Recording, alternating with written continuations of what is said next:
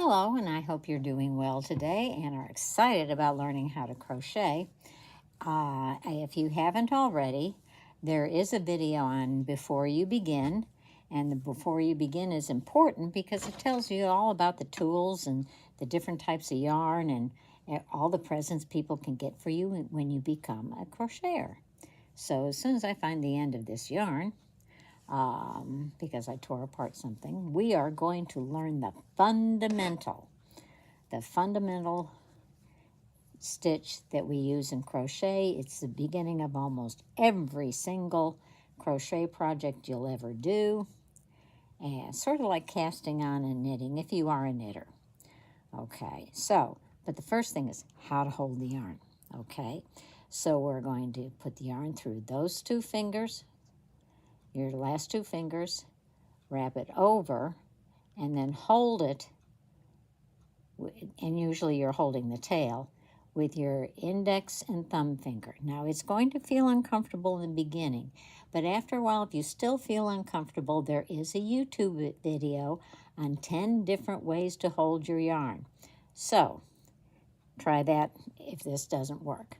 But the first thing we're going to do, now if you know how to do a slip knot, I'm more than happy to have you do that because I'm not that good with them. About 25% of the time they work. So what I'm going to do is just like you're tying your shoes, I'm going to make a knot. Okay. And I'm not going to make it too tight. Now I'm going to make another knot. And there we go. Now, remember, these two fingers, wrap around, hold the tail. Now, this tail will change as we go through. But to make a chain stitch, yarn over, turn your hook over, and pull through. Okay, let's do that again. Yarn over, turn your hook over, and pull through. Yarn over, turn your hook over, and pull through. Now I'm going to do a few more of these. And the trick with anything else that's physical is muscle memory.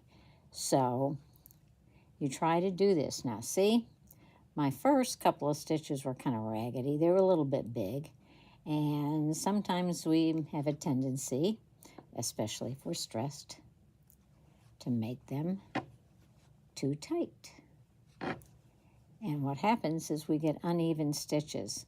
You want to have them relatively even and a little bit loose because later on you'll be going into these stitches, and if they're too tight, it'll be too hard. So practice, practice. Yarn over, turn over, pull through. Yarn over, pull through, pull through. And if you need to do a whole skein, do a whole skein. But when you get to about a foot, where the stitches look even, you're ready for the next step. See you then.